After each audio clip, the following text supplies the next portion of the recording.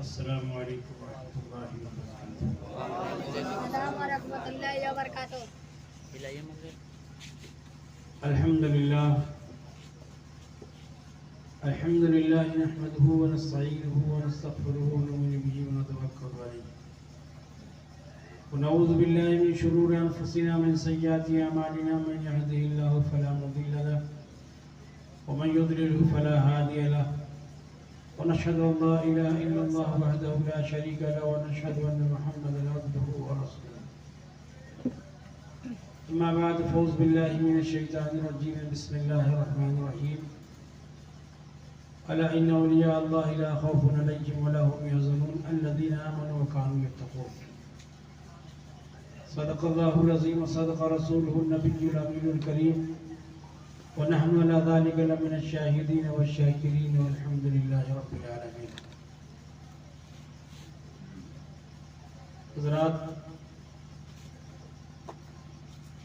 आप हज़रात बहुत देर से इस महफिल पाक में तशरीफ़ फरमा हैं। नौजवान ज़्यादा हैं, बूढ़े कम हैं और करीब करीब 12 बजने वाला है। जाहिर है कि घड़ी का 12 बजने वाला तो है ही है, हमारा आपका भी 12 बजने वाला है। इसलिए कि किसी को फुर्सत नहीं है कि ऐसी ऐसी बातें सुनने के लिए वक्त निकाल लें, लेकिन ये गरीब नवाज की निस्बतों का फल है कि आप हजरात यहाँ मोहब्बत से बैठे हैं। मेरा भी नंबर आया, कुछ बातें अल्लाह वालों की करूँगा, गरीब नवाज की करूँगा। बस दुआ करें अल्लाह अल्लाहुम्मा सल्ली अला सय्यिदिना मौलाना मुहम्मदिन बिल वुदूइ वल आसाल सलातु व सलामुन अलैका या सय्यिदी या रसूलल्लाह। हज़रात बेपनाह एहसान खालिक अर्ज़ समा का जिस रब कदीर ने हमें आपको इस मुबारक महफिल में इकट्ठा फरमाया। कितनी मुबारक महफिल है ये, जिस महफिल में अल्लाह, उसके रसूल, उसके मकबूल बंदों का तज़किरा हो। वरना हमारी ज़िंदगी सुबह से शाम तक कितने खुराफात में गुजरती है, उसके हम खुद शाहिद हैं। अब मामला ये है कि आदमी सोच ले आखिर जलसे जुलूस से होता क्या है, इन प्रोग्राम से नतीजा क्या निकलता है, इतना जलसा करूँगा तो मुझे मिलेगा क्या, कोई चीज़ हमें हासिल होगी कि नहीं होगी। जनाब, हासिल तो इतनी चीज़ें होती हैं। जिस तरीके से आदमी को टेटनस का इंजेक्शन लगता है, तो टेटनस का इंजेक्शन लगने के बाद आदमी सोचता है कि कहीं कट गया है तो फिर नुकसान नहीं करेगा, लेकिन उसका डेट रहता है 6 महीने के अंदर, या डॉक्टर जितना भी डेट दे उसके अंदर अगर आपको कटे पीटेगा, जंग लग जाएगा तो आपको टेटनस की बीमारी नहीं होगी। ये डॉक्टर का रूल है, डॉक्टर ये कहते हैं। उसी तरीके से जब महफिल मिलाद या जलसा जुलूस जो भी होता है, आदमी जो यहाँ खुलूस नियती के साथ बैठा होता है, जो भी खुलूस नियत से बैठता है, गरीब नवाज की मोहब्बत में, गौसे आज़म की मोहब्बत में, या अल्लाह उसके रसूल की मोहब्बत में, यहाँ जितनी देर तक वो बैठता है, वो ये ना सोचे कि यहाँ बैठना बेकार है। जब टिटनेस के इंजेक्शन में इतनी कुव्वत हो सकती है कि हमें टिटनेस की बीमारी ना हो, तो जब हम गरीब नवाज का तस्करा करेंगे, हमारे दिल में टिटनेस का बदअकीदगी की बीमारी नहीं होगी और हम ऐसे ही पाक साफ करेंगे। दुनियावी इलाज में इतना ताकत, रूहानी इलाज में सुभान अल्लाह क्या पूछना है। हजरत गरीब नवाज रज़ी अल्लाह तआला अन्हु ने सारे हिंदुस्तान पर जो रूहानी साया फरमाया है, अल्लाहु अकबर, अपने भी उससे फैज़याब हो रहे हैं, बेगाने भी फैज़याब हो रहे हैं। कौन है जो फैज़याब नहीं है? वो कोई नाकारा होगा जो इसका मुनकिर होगा। हर लोग फैज़याब हो जा रहे हैं। आप दरे गरीब नवाज पे चले जाएं, देखें वहाँ किसी मजहब की तफसील नहीं है। एक हिंदू भी खड़ा है, एक मुसलमान भी खड़ा है, एक सिख भी खड़ा है, एक गरीब भी खड़ा है, एक अमीर भी खड़ा है। बड़े रऊसा, बड़े उमरा हजरत गरीब नवाज की बारगाह में आकर के और इस तरीके से खड़े हुए हैं जैसे कोई भीख मांगने वाला किसी अमीर के दरवाजे पर खड़ा है। आखिर गरीब नवाज के अंदर कौन सी कुव्वत है जो लोग जाके मांग रहे हैं हुजूर हमें दे दे, हुजूर हम भिखारी हैं। अरे तुम तो मौलूसा हो, तुम तो उमरा में हो, तुम तो मालदार हो, तुम तो सरमायादार हो, तुम्हें किस चीज की कमी है? कहाँ बहुत कमी है। 1000 पैसे हो, 1000 रुपए हो, 1000 जाहो जलाल हो, 1000 इज्जत आबरू सब कुछ हो, लेकिन गरीब नवाज के दर की खाक, गरीब नवाज के दर की वो खिचड़ी थोड़ी मिल जाए वो हमारे लिए आबे है यार। अब मामला यह है कि गरीब नवाज का जिक्र हम करते हैं तो क्या इससे अल्लाह ताला खुश होता है? हम जिक्र गरीब नवाज करें, जिक्र गौसे आज़म करें, जिक्र औलिया करें, सोलहा करें और अल्लाह वालों का तस्करा करें, तो क्या अल्लाह ताला को पसंद है? जबकि हमारे जहन में ये बात डाली गई है, हमारे जहन में ये बात डाल दी गई है कि तमाम तारीफें अल्लाह के लिए हैं और किसी और की तारीफ नहीं करना चाहिए, और ये दलील के तौर पर पेश कर दिया गया है। अल्हम्दुलिल्लाह रब्बिल आलमीन, तमाम तारीफें उसके लिए जो आलिमीन का रब है, तमाम तारीफें उसके लिए। मेरे समझ में बात नहीं आती है, अकल में अगर बुद्धि होगी, अकल में सर के अंदर अगर ये बुद्धि या मगज होगा तो ये काम कभी नहीं कोई करेगा। इसलिए मैं देखता हूँ ये लाउड स्पीकर है, मसला लाउड स्पीकर से मैं तकरीर कर रहा हूँ। इससे पहले आपने नकीब जलसा की बातें सुनी, खुतबा हजरात रहे, नात खां हजरात रहे, सबों ने बयान किया। अब मामला ये है लाउड स्पीकर की आवाज़ बहुत खूबसूरत है। इस आवाज़ इसका कमाल ये है कि मेरी आवाज़ नहीं सुखाता है। इसकी खूबी यह है कि जब हम धूरे से मिलते हैं ये तेज बोलता है। बहुत अच्छी आवाज़ है, बहुत बढ़िया लाउड स्पीकर है, बहुत खूबसूरत आवाज़। लाउड स्पीकर पर कोई फर्क नहीं पड़ता। मैं इसकी तारीफ कर रहा हूँ, इसको कोई फर्क नहीं पड़ता है, न हिलता है, न डोलता है, न सुभान अल्लाह बोलता है, न कुछ बोलता है, न कहता वाह वाह क्या मेरी तारीफ हो गई है। लेकिन यही बात है, ये तो कुछ नहीं बोला, मैंने इसकी तारीफ किया, लाउड स्पीकर अच्छा है, कुछ नहीं बोला, लाउड स्पीकर खूबसूरत है, कुछ नहीं बोला, आवाज़ मेरी सुखाता नहीं है, ये कुछ नहीं बोला। लेकिन लाउड स्पीकर का मालिक अगर कहीं करीब में बैठा हो, उसके चेहरे का जोग्राफिया बदल रहा है, वो खुश हो रहा है, वो खुश हो रहा है, उसके चेहरे पर खुशी के आसार हो रहे हैं। अरे मैंने तो तुमको कुछ नहीं कहा है, मैंने तो लाउड स्पीकर की बात की है कि बहुत अच्छा लाउड स्पीकर है, मेरी आवाज सुखाता नहीं है और इस तरीके से मेरी आवाज को और सुरीली बना देता है। वो कहता मेरा ही तो है बिला तमसील। जब हमने गरीब नवाज को कहा कि हजरत गरीब नवाज मेरे गरीब नवाज है, मेरे आका, जब मेरे आका बोला है, रब्बे काबा ने कहा मैंने ही तो बनाया है, गरीब नवाज मेरे हैं, गौसे आज़म मेरे हैं, शोहदाए करबला मेरे हैं, सोलहा मेरे हैं, नौकबा मेरे हैं, तमाम के तमाम मेरे हैं। इनकी तारीफ करने का मतलब ये है कि सीधे सीधे मेरी तारीफ हो। और नारे तकबीर, नारे रिसालत, गरीब नवाज कॉन्फ्रेंस, सैयद नफीसुर रहमान साहब किबला। जब ये लाउड स्पीकर लोहे की हकीकत क्या है, इस लोहे के चंद पुर्जों की हकीकत क्या है, ये मुझे दावत फिक्र दे रहा है कि जब हमारी बात, हमारी तारीफ सुन के हमारा मालिक खुश हो रहा है, तो जो पूरी कायनात का मालिक है, जिसने जर्रा जर्रा पैदा किया है, शम्स कमर पैदा किया है, दरियाओं की दुकानी पैदा किया है, जमीन का फर्श बिछाया है, आसमान का शामियाना लगाया है, चाँद सूरज के चिराग जलाए हैं, सितारों को कुंभों पैदा किया है, दरियाओं में दुनियानी पैदा कर दिया, आबशारों के नकबे पैदा कर दिया, जन्नत और जहन्नम बना दिया, हमें यहाँ बनाया, आपको बनाया, तकलीफें बनाई, आराम बनाया, राहत बनाई, सब कुछ बना दिया। वो कहता है मोइनुद्दीन मेरा है, गरीब नवाज मेरा है, गौसे आज़म मेरा है। जब वो कह रहा है मेरा है तो जाहिर है कि वो जलवे दिखाई देंगे, जलवे दिखाई इतने देंगे कि आदमी हैरतज़दा हो जाएगा। ये रब्बे काबा, ये तो अजीब सी बात है। अब मैं बताऊं कि जब आदमी अल्लाह में गुम हो जाता है, जब अल्लाह ताला का हो जाता है, तो अल्लाह ताला कहता है, उलमा से आपने सुना होगा कि उलमा बोलते हैं कि जब अल्लाह ताला कहता है कि जब कोई बंदा नफ्ल के जरिए, इबादत के जरिए और हमारी रजा चाहने के लिए सब कुछ अपने मेरे लिए कुर्बान हो जाता है, मुझ पर सब कुछ निछावर कर देता है, तो मैं उसका हाथ बन जाता हूँ, मैं उसका पैर बन जाता हूँ, मैं उसकी आँख बन जाता हूँ, मैं उसकी जबान बन जाता हूँ। अल्लाह को तू जबान कैसे बन जाता है, तू हाथ कैसे बन जाता है? कहा कि उनके हाथों से वो चीजें देखने को मिलती, हाथ उनका होता है, जबान उनकी होती है, ताकत मेरी होती है, उनकी जबान से, उनके हाथ से मेरी ताकत बोलती है। मुर्दा जिंदा करना मेरा काम है, लेकिन औलिया कराम की ठोकरों से मुर्दे जिंदा। हजरत हाफिज मिल्लत रहमतुल्लाह अलैह का दौर है। हाफिज मिल्लत रहमतुल्लाह कुछ दिन अजमेर शरीफ में मदरसा मोइनिया में तालीम देते रहे। इत्तफाक ऐसा कि गैर मुस्लिम औरत आई, हत्या हाफिज मिल्लत उसके गवाह है। आई और आने के बाद कहा कि बाबा गोद खाली है, आपके दर से बहुतों की गोद भरी है, पापा मैं भी आ गई हूं, मेरी भी गोद भर दे, मेरी भी गोद भर दे। किस तड़पते दिल से उसने मांगा था। हज़रत गरीब नवाज की बारगाह में उसकी रसाई हो गई। हज़रत गरीब नवाज ने बारगाह खुदाबंदी में दुआ किया, उसकी गोद भरी।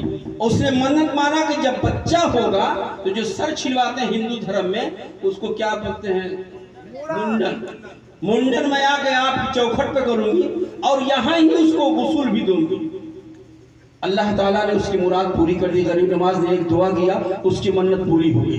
अब ठंडी का जमाना, खूब जबरदस्त ठंडक पड़ रही है। ऐसे आलम में वो लेके आई, मुजावर खुदाम सब मना करते रहे, यानी ठंडक का जमाना है, लड़के को नमूनिया हो जाएगा, लड़का मर जाएगा, लेकिन वो मानती नहीं है। कहा कि नहीं, मुंडन यही करूंगी। खैर मुंडन उसे गरीब नवाज के चौखट पे किया, नहलाया भी वहां। कितना लोग मना करते रहे लेकिन माने नहीं।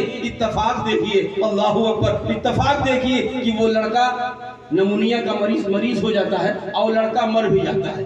मर भी गया और उसके बाद वो लेकर के गई नहीं घर, गरीब नवाज की चौखट पे डाल दिया और उसने कहा कि जब लेना था तो दिया क्यों? गरीब नवाज जब लेना ही था तो दिया क्यों? लोग कह रहे ले जाओ बच्चे की लाश का, कहा कि ना मैं लेके नहीं जाऊंगी, मैं मुर्दा लेके नहीं जाऊंगा, मैं जिंदा लेके जाऊंगी। या गरीब नवाज जब आपको लेना था तो आपने दिया क्यों? एक रोज हो गए, बार बार रट चलाए, रटी जा रही है, बार बार गरीब नवाज के रोजे पे घिरी जा रही है। एक रोज हो गया, 2 रोज हो गया, आज दूसरा रोज है, बच्चा उसी चौखट पे पड़ा हुआ है, मुर्दा बच्चा पड़ा हुआ है, लेके जाती नहीं है। अजब इश्क है, अजब यकीन है, लेके जाएंगे, जिंदा नहीं, अरे मुर्दा नहीं, जिंदा लेके जाएंगे। जब तीसरा दिन हुआ, तीसरा दिन निकला, सूरज निकला और सूरज की रोशनी फैलती रही। जब 3 रोज मुकम्मल हुआ उसके बाद हजरत हाफिज मिल्लत रहमतुल्लाह शाह फरमाते हैं कि तीसरे दिन बच्चे की बदन में हरकत पैदा हो गई, जिंदा हो गया। अब बता दिया कि गरीब नवाज को वो कुव्वत है कि जो देना भी जानते हैं, लेना भी जानते हैं। हजरत गरीब नवाज रज़ी अल्लाह ताला अन्हु का तज़किरा कितना कोई करेगा। अल्लाहू अकबर, अल्लाह के लिए उन्होंने सब कुछ वक्त कर दिया और इसीलिए कुरान पाक में कहा गया है, अला इन्ना औलिया अल्लाह ला खौफुन अलैहिम वला हुम यहज़नून। न डर है न मलाल है, और ये इनकी खूबी है। अला इन्ना औलिया ला खौफुन अलैहिम वला हुम यहज़नून। खौफ और मलाल 2 चीजें होती हैं। खौफ और डरना, अल्लाह वालों को किसी का डर नहीं होता है। अपने वक्त के शहंशाह आलम हो, शहंशाह वक्त हो, चाहे जितने जबरदस्त हो। जाहिर उस वक्त पृथ्वीराज की बड़ी चली बली थी, बड़ा जबरदस्त बादशाह था, बहुत जबरदस्त बादशाह था। उसके सामने फकीरों को कौन पूछता है? लेकिन डर खौफ कोई बात नहीं। न डर है और न किसी चीज का मलाल है। आप आने वाले वक्त, डरता तो सब कोई है, मियाँ बीवी से डरते हैं, छोटा बड़े से डरता है, पाड़ा कसाई से डरता है, कमजोर मजबूत से डरता है, सब किसी न किसी से डरता ही है। एक वाहिद शख्सियत औलिया कराम की है कि रब को छोड़ के किसी से नहीं डरते। और न तो आने वाले वक्त या गुजरे हुए वक्त का खौफ और न आने वाले वक्त में कुछ मलाल होता है कि मैंने फला काम कर दिया है, इसका मलाल है कि मुझसे हुआ क्या, ये भी नहीं है। और उनकी पहचान ये बता दी गई है, औलिया कराम ऐसे नहीं होते भांगड़ा चलने वाले। आजकल तो औलियों की बात क्या, खुदा महफूज है कि हर बला से, खुसूसन आजकल के औलिया से नंगा नाच वलायत के नाम पर, तरीकत के नाम पर हो रहा है। न तो शरीयत की पाबंदी है, न तो किसी मसलक की पाबंदी है, न तो शरीयत का पास है। आदमी बेहंगम है, सैकड़ों चूड़ियां पहना है और न जाने कैसी कैसी शक्लें बना करके अपने आप को तरीकत का शहंशाह बना रहा है, तरीकत का मजाक है। आओ देख, अगर किसी वली को देखना है तो कितना उसमें शरीयत की पाबंदी है, कितना बड़ा नमाजी है, कितना बड़ा तहज्जुद गुजार है, किस तरीके से सुन्नत से वजू करता है कि नहीं करता है, जिंदगी उसकी का है, रोजे में रोजा रहता है कि नहीं रहता है। ऐसा तो नहीं कि ढोल तमाशे पर नाचना शुरू कर देता है। ये वली नहीं, ये मक्कार है।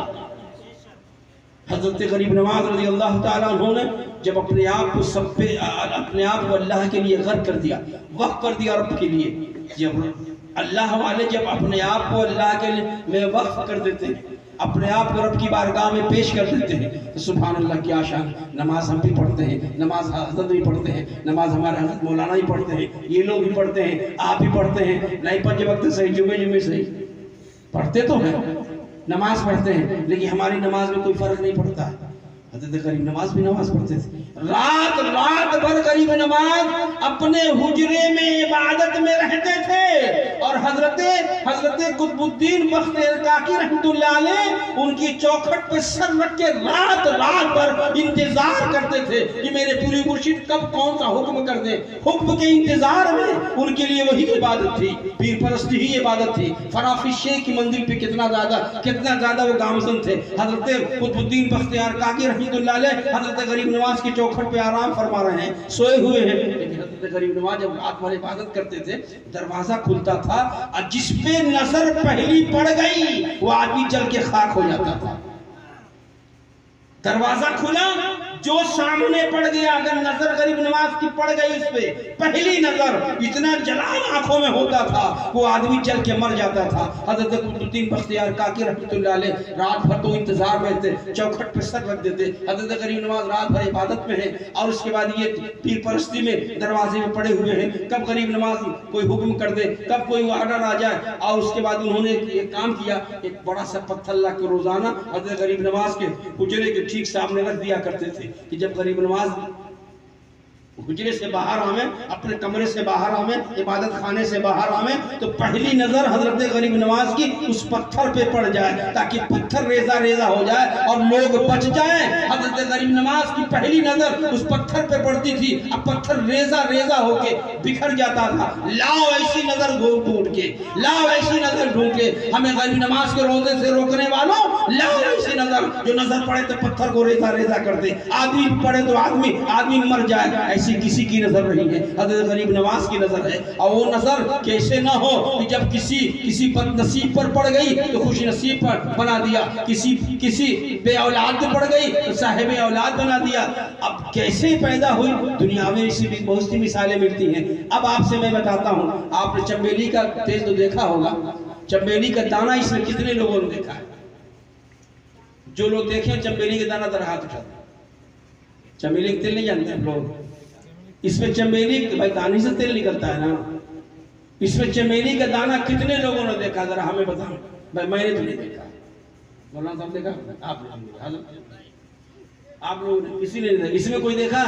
एक आदमी तो हाथ उठाया कम से कम जो देखा हो, किसी ने नहीं देखा। जब होगा तब तो देखिएगा।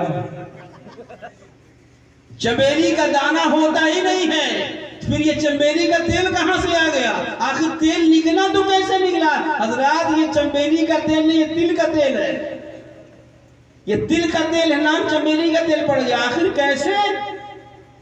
उजाली रात में चंबेली का फूल बिछा दिया जाता है जमीन पर, चारपाई पे, चौकी पे, जो मैसर आया फैला करके उस पर तिल फैला दी जाती है और उसके बाद फिर चमेली का फूल रख दिया जाता है। रात भर वो एक दूसरे के साथ रहते हैं और उसके बाद शबनम गिरती है। चंद घंटे का इत्तिसाल जो है, वस्म जो है, इतनी कुव्वत पैदा कर देता है कि अब जब तिल का तेल निकाला जाता है तो तिल का तेल नहीं रहता है, वो चंबेली का तेल रहता है।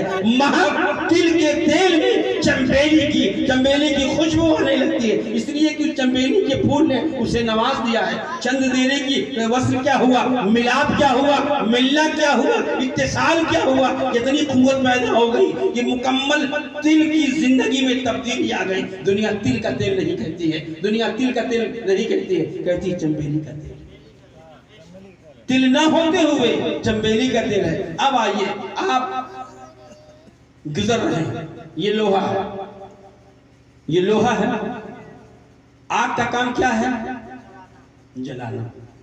लोहे को आग में डालेंगे तो ये सुर्ख हो जाएगा, थोड़ी देर के बाद सुर्ख हो जाएगा। आग का काम तो जलाना है। अब जरा इस लोहे को पकड़ के दिखाएं आप, ये भी जला देगा। आखिर ये तो लोहा था, आखिर इसके जलाने की ताकत कैसे हो गई? इसलिए ताकत हो गई कि थोड़ी देर तक इसने आग के हवाले अपने आप को कर दिया था। जब आग के हवाले कर दिया तो जो काम आग करती थी वही काम ये लोहा करने लगा। रब का काम मारना जिलाना है, रब का काम जिंदगी देना है, रब का काम मौत देना है। हजरत गरीब नवाज की ठोकरों से मुर्दे जिंदा हो रहे हैं, गरीब नवाज के एक इशारे में मुर्दे जिंदा हो रहे हैं, गौसे आजम के एक इशारे में मुर्दे जिंदा हो रहे हैं, कब्रिस्तान कब्रिस्तान जिंदा हो जा रहा है, मुर्दे उठ के भागने लग रहे हैं। ये कुव्वत कहां से पैदा हुई? ये हमें आग के अंदर जाने वाला लोहा बता रहा है कि जब हमने अपनी जिंदगी आग के हवाले कर दिया था तो आग ने हमको अपनी ताकत दे दिया है, उसका काम चलाना है। और जब तक इससे निस्बत सलामत रही, जब तक मेरा लगाव इससे रहा, वो काम मैं भी कर सकता हूँ और मैं भी चला सकता हूँ। तो निस्बत औलिया से बहुत कुछ मिलता है और निस्बत से आदमी के अंदर निखार पैदा होता है। अब कोई कहे कि भैया हम वसीले के कायल नहीं हैं, हमको किसी वली की जरूरत नहीं है, तो पागल है, बौड़ा है, वो बौड़ा है। कैसे नहीं जरूरत पड़ेगी भाई? हम सीधे अल्लाह से लेंगे। लो, अल्लाह से रोका कुछ तुमको भाई? मांग किसने तुमको कहा कि अल्लाह से मांगो? लेकिन अल्लाह से मांगने के लिए अल्लाह से मांगने वाला मुंह चाहिए। अब आप जिद बांध लें, अल्लाह ताला ने जब ये कह दिया हमारे बंदों के पास जाओ, जब ये हुआ जाऊ, जब अपनी जाओं पे जुल्म करें, ये नबी आपके पास आ जाएं, अल्लाह ताला अपने नबी के पास भेज रहा है। और ये वारिसीन अंबिया हैं, ये वारिसीन अंबिया हैं, उनके पास तो हमारा पहुंचना मुश्किल है। हम इन्हीं के पास आते हैं, हम आएंगे तो क्या मिलेगा? मैं बताता हूँ आपको इससे जाने से क्या फायदा है। और फायदा ये है कि कल महशर में समझ में आ जाएगा, महशर में समझ में आ जाएगा। कैसे समझ में आएगा? अब मैं ये बात कह लूं फिर आपको समझाता हूं। अगर आपको माने देवरिया से आपको जाना है लखनऊ और आप सोचेंगे कि आखिर पटरी बिछी हुई है, इसी से तो चलेंगे, ये तो पटरी खड़े हो जाना और खड़े पे कहेंगे रुक जाओ, ट्रेन रुकेगी कि आपका कीमा बना के निकल लेगी? भाई आप पटरी पे खड़े हो जाइए और कहीं ट्रेन इधर से तो आएगी, तो क्या जरूरत है स्टेशन पे स्टेशन जाने की? क्या जरूरत है बवाल करने की? अरे यही हाथ देकर रोक देगा, चढ़ जाएंगे, चले जाएंगे, तो फिर तो आपका कीमा बन गया, उसने मारा निकल लिया। अब दीन इस्लाम की गाड़ी चली है, आपको ये बता दिया गया है आपको लखनऊ जाना है, आपको लखनऊ देवरिया से जाना है, तो देवरिया चले जाइए। और जाने के बाद वहाँ काउंटर बना हुआ है, वहाँ से टिकट ले लीजिए, आपको काउंटर से टिकट मिलेगा। उसके बाद आपको गौरी बाजार से मिल जाएगा, आपको गौरी बाजार से गोरखपुर से मिल जाएगा, खलीलाबाद से टिकट मिलेगा, आपको बस्ती से टिकट मिल जाएगा, बाराबंकी से टिकट मिल जाएगा। आप स्टेशन पे जा करके और काउंटर से टिकट लेकर के आपको चलना है। आखिर काउंटर की क्या जरूरत है? काउंटर की जरूरत है इसीलिए बताना चाहता है, मुझ तक पहुंचना हो गरीब नवाज के काउंटर पर चले जाना, गौसे आजम के काउंटर पर चले जाना, वारिस पाक के काउंटर पर चले जाना, मखदूम समनानी के काउंटर पर चले जाना। ये काउंटर इसलिए बनाया है कि जब तुम इनके यहाँ जाओगे वहां से तुमको टिकट मिल जाएगा, सीधे मदीने गाड़ी लेके चली जाएगी, सीधे पहुंचा देगी। तुमको ये हरगिज न करना कि ट्रेन की पटरी पर खड़े होकर के तुम जहाज रोके। ये इस्लाम की सीधी पटरी वाली लाइन है, रास्ते में आओगे रुकावट में कुछ चल दिए जाओगे। तो जब दुनिया की तमाम चीजें हमें ये बताती हैं तो हम आखिर क्यों दूसरे के चक्कर में पड़े? अल्लाह ताला से मदद मांगना ये कोई जुर्म नहीं है, हमारा हक भी है, अल्लाह ताला की फरमाइश भी है, अल्लाह ताला चाहता भी है, लेकिन मांगने का तरीका है। अब आप देखें, मैं बताऊं कैसे आपको हक। जो चीज यहाँ शिर्क है, क्या क़यामत में इन्हें ईमान हो जाएगी? ऐसा नहीं ना। आपने मौलाना साहब से हजरत से आपने समात फरमाया होगा, कभी तकरीर में मिला कि लोगों ने बयान किया होगा कि क़यामत में जब क़यामत बर्पा होगा तो लोग बख्शिश के लिए आदम अलैहिस्सलाम के पास जाएंगे। आदम अलैहिस्सलाम के पास किस लिए जाएंगे? सलाम कर रहे हैं। आदम अलैहिस्सलाम मेरी बख्शिश कराइए, हम गुनहगार हैं, हम पापी हैं, हम पापी गुनहगार हैं, खताकार हैं, सियाकार हैं, आप हमारी बख्शिश कराइए। आदम अलैहिस्सलाम क्या कहेंगे? इज़्ज़त इला गैर, दूसरे के पास जाओ। कहाँ जाओ? अब उनके पास आओ, नूह अलैहिस्सलाम के पास आओ, शीश अलैहिस्सलाम के पास आओ, इब्राहिम अलैहिस्सलाम के पास आओ, इस्माइल अलैहिस्सलाम के पास आओ, खिज़र अलैहिस्सलाम के पास आओ। अंबिया किराम के दरवाजे पर आप जा रहे हैं, क्यों जा रहे हैं? आदम अलैहिस्सलाम के पास जाने की क्या जरूरत थी? क्या रब देख नहीं रहा है कि भी ये मदद मांगने जा रहा है? मदद किससे मंगवाई जा रही है? रब को पता है कि कौन जन्नती है, रब को पता है कौन जहन्नमी है। अगर किसी को अल्लाह रब काबा कह देगा, ए फला तू जन्नत में चला जा, ए फला तू जहन्नम में चले जा, इनकलाब को जिंदाबाद का नारा नहीं लगेगा, कोई इनकलाब जिंदाबाद का नारा नहीं लगेगा, कोई खिलाफ में नारा नहीं लगाने वाला है, कोई ये नहीं कहेगा कि उसको जन्नत दे दिया, हमको जहन्नम भेज दिया। अरे जिसके सिफाती जलवे का दीदार जब मूसा अलैहिस्सलाम ना कर सके और बेहोश हो गए, कौन है रब काबा की बारगाह में आवाज बुलंद करने वाला? जब रब को पता है कि हम जन्नती हैं, रब को पता है हम जहन्नमी हैं, रब को पता है कि हम कौन हैं, तो फैसला कर देता। लेकिन आखिर ये झकेड़ा, ये बवाल होने की क्या जरूरत थी? बवाल हो रहा है। आदम अलैहिस्सलाम से लोग मांग रहे हैं मदद, नूह अलैहिस्सलाम से मदद मांग रहे हैं, कोई मददगार तैयार नहीं है, कोई मदद करने के लिए तैयार नहीं है। जो चीज यहाँ शिर्क थी वहाँ आईने ईमान कैसे करार दिया गया? आदम अलैहिस्सलाम से मंगवाया क्यों? नूह अलैहिस्सलाम की बारगाह में मदद मंगवाने क्यों भेजा? नूह अलैहिस्सलाम से लेकर के ईसा अलैहिस्सलाम तक सब मदद मांगने क्यों पहुंच रहे हैं? क्या जरूरत थी? जब ये बुरा था तो वहाँ भी बुरा होगा, जो यहाँ खराब है तो वहाँ भी खराब होगा, यहाँ अच्छा नहीं तो वहाँ भी अच्छा नहीं होगा।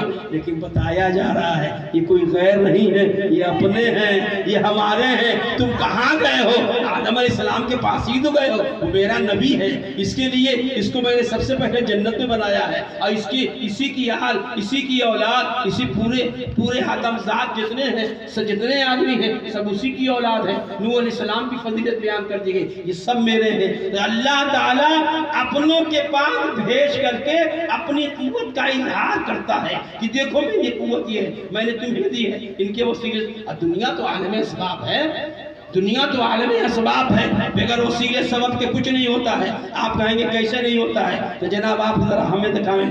आप दिन भर तस्बीह लेके बैठ जाइए और तस्बीह लेके बैठिए, कहिए खाना आ जा, खाना आ जा, खाना आ जा, रोटी आ जा, रोटी आ जा, रोटी आ जा, रोटी, बिरयानी आ जा, बिरयानी आ जा, बिरयानी, गोश्त चावल, गोश्त चावल, गोश्त चावल, गोश्त चावल, शिरमाल, शिरमाल, शिरमाल, आबी रोटी, आबी रोटी, दाल चावल, दाल चावल, सब्जी रोटी, सब्जी रोटी। आएगा नहीं आएगा?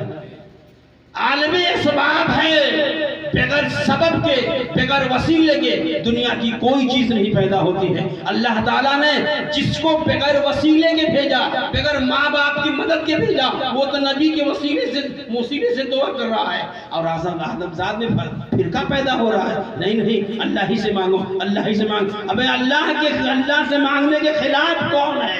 अल्लाह ताला हमें अपने बंदों के सदके भी देना चाहे तो तुम कौन हो रोकने वाला?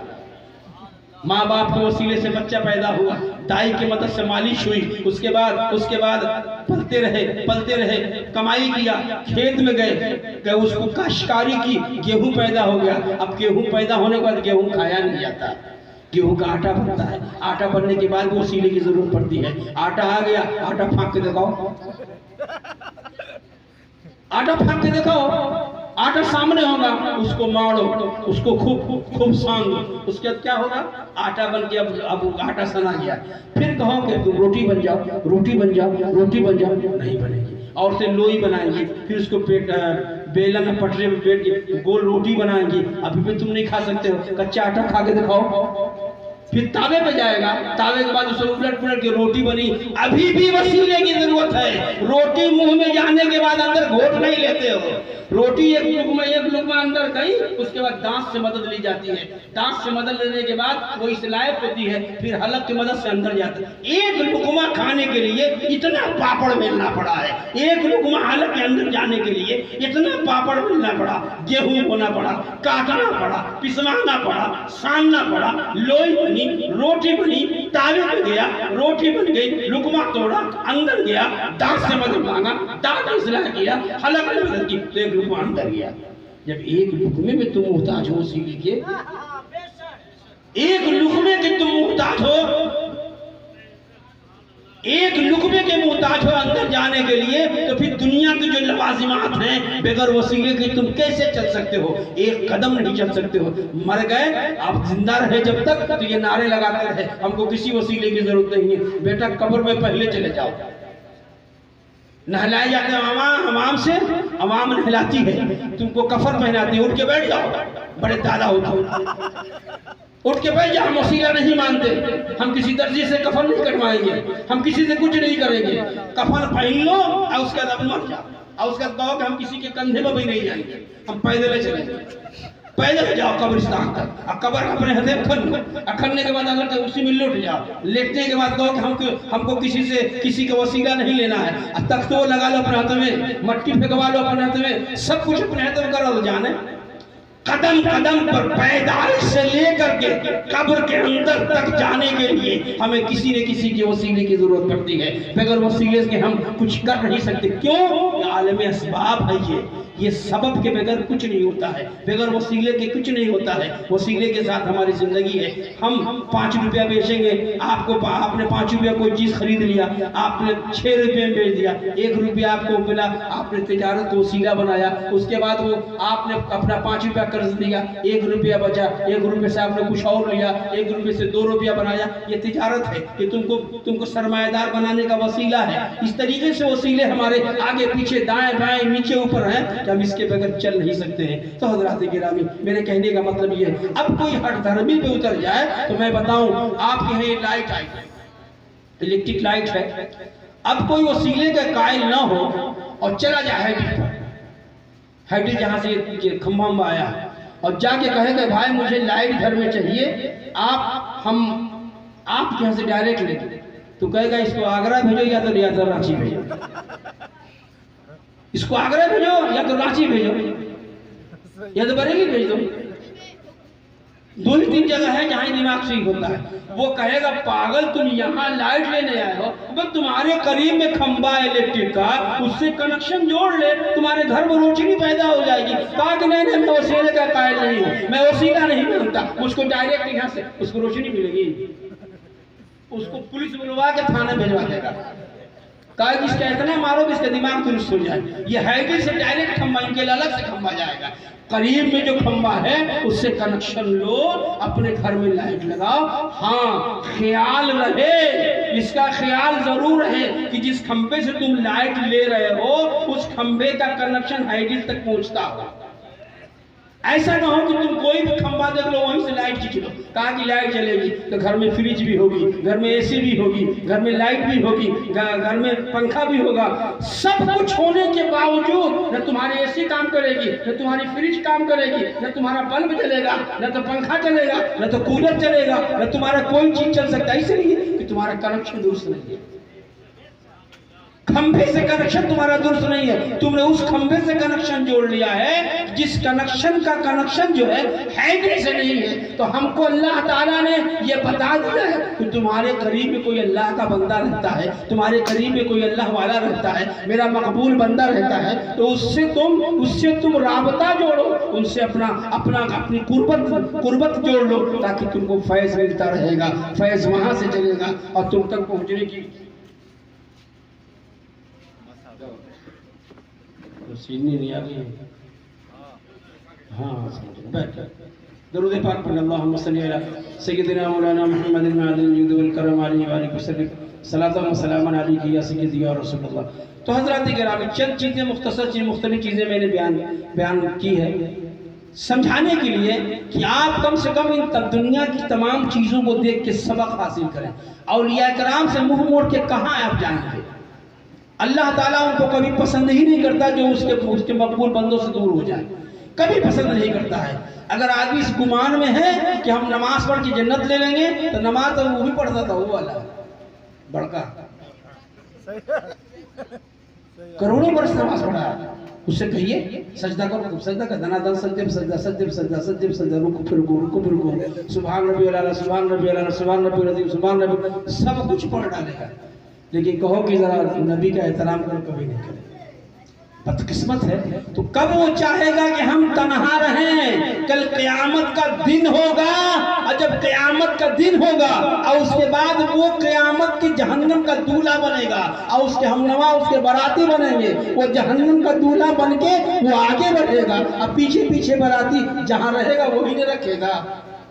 इतनी बरस इबादत किया, इतना सब कुछ, करोड़ों वर्ष इबादत किया। कुछ कहते हैं 7 करोड़ बरस, कोई कहता है कुछ करोड़ों बस। अगर 50 साल मान लिया जाए, 50 साल की इबादत बहुत है ना। ये है कि बिछा दिया जाए जमीन पर तो चींटी के रहने की जगह ना हो। जब इतने सजदों का कोई फायदा ही नहीं हुआ, तो इसलिए हजरत अल्लाह वालों से रब्ता रखिए। जब रब्ता अल्लाह वालों से होता है तो कामयाबियाँ कदम चुनती हैं। बस अल्लाह की ज़ात से उम्मीद है। अल्लाह ताला ने मेरी मुख्तसर तकरीर या मुख्तलिफ चीज़ों से जो मैंने तकरीर की है, अल्लाह ताला आपके दिलों में उसको जगह दे और समझ पैदा कर दे, ताकि आप अपनी ईमान और अक़ीदे की हिफाजत करें। जो नबी का है वो हमारा है, जो नबी का नहीं है वो किसी का नहीं। अब चूँकि शीरी आ गई है, इशारा कि भैया आप ख़त्म कीजिए, आप सुनने के लायक हम लोग नहीं है। बहुत ज़्यादा रात वक्त कब तक आप हमको फंसाते रहिएगा, कब तक ही कीजिएगा, इसलिए अब ज़्यादा देर ना हो। बस दुआ ये है अल्लाह ताला हमें और आपको कुछ अक़ीदा रखे। हाँ, एक चीज़ है, आप नबी को मानते हैं, आप वलियों से मोहब्बत रखते हैं, तो मोहब्बत का मिजाज तो कुछ और होता है। मोहब्बत का मिजाज ये होता है कि जिससे मोहब्बत की जाती है उसकी एक एक चीज़ों पे अमल किया जाता है। चलता कैसे है, बात कैसे करता है, पसंद क्या है, उसके सब रोज़ गुजरते कैसे हैं। ऐसा तो नहीं कि गांजा पीता है, ऐसा तो नहीं कि ठर्रा मारता है, ऐसा तो नहीं कि बोतल उड़ाता है, ऐसा तो नहीं कि बाल रखे छूने तक, ऐसा तो नहीं कि रात भर सोता है दिन भर सोता है, ऐसा तो नहीं कि गांजा मार लेता है, ऐसा तो नहीं है। ऐसा है, और अगर आसमान में उड़ता है, वली नहीं है, शैतान है, तुम्हें अपने जादू के जोर पर तुमको गुमराह करने आया है। और उसके बाद अमल बामल है, नमाजी है, रोजेदार है, हज भी किया है, तस्बीह तहलील भी करता है, जिंदगी का एक एक लम्हा बेकार नहीं जाने देता है, अच्छी बातें करता है, नबी की मोहब्बत की बातें करता है, अल्लाह का कुर्ब हासिल करने की बातें करता है, नमाज छोड़ता नहीं है और नमाज पढ़ने की बातें भी करता है, शरीयत का पाबंद है, तरीक़त का शहंशाह है, तो फिर उसके कदमों पे नहीं, उसके तलुओं के नीचे की जो खाक है उसको अपनी आंखों का सुरमा बना लो, वो इसलाह के किरणों से मिला देगा। और अगर ऐसा नहीं है तो तुम्हें गुमराह कर रहा है। कम से कम ये पैमाना तो रखना चाहिए। अल्लाह की रज़ा किसमें है? अल्लाह ताला ने अपनी रज़ा अपने महबूब के कदमों में रखती है। अपने महबूब के कदमों में जब आएंगे, उसके महबूब के कदमों में उसको जब अपना सब कुछ बना लेंगे तो फिर हम अल्लाह ताला राज़ी हो जाएगा। खुदा की रज़ा चाहते हैं दो आलम, खुदा चाहता है रज़ाए मोहम्मद। इसलिए मेरे बुजुर्गों, नौजवान साथियों और खुसूसन नौजवान साथी जो हैं, देखिए अब थोड़ा मौजूद से हट के मैं बात करूंगा। ये मस्जिद आपकी है, मस्जिद क्यों बनाई गई? कितने लोग नमाज पढ़ते हैं? सब लोग जुमा। आप हफ्ते में एक दिन नमाज पढ़ते हैं, खाना का टाइम खाते हैं दिन भर में? सुबह उठते नाश्ता करते हैं, दोपहर में खाना खाते हैं, रात में खाना खाते हैं। ये तो मोटी मोटा खाना है। चाउमीन अलग खाते हैं, चॉकलेट अलग खाते हैं, हाँ, बर्गर अलग खाते हैं, और टॉफी मिठाई अलग खाते हैं, भुना अलग खा लिया, सब कुछ खा रहे हैं। नाम है 3 टाइम का, 3 टाइम खाते हो रब का, और 8वें दिन पर इबादत करते हो भी 2 रकात पढ़ने के बाद ऐसा भागते हो कि जैसे किसी कैदी की जमानत मिल गई हो। किसी कैदी की जमानत मिल गई, जल्दी भागो यहाँ से, निकल लो ना, मौलाना साहब कोई प्रोग्राम ना दे कि 5 रकात और पढ़ लो। हज़रात गिरामी, एक बुजुर्ग थे, कहीं रास्ते में गए तो काफी रात हो गई।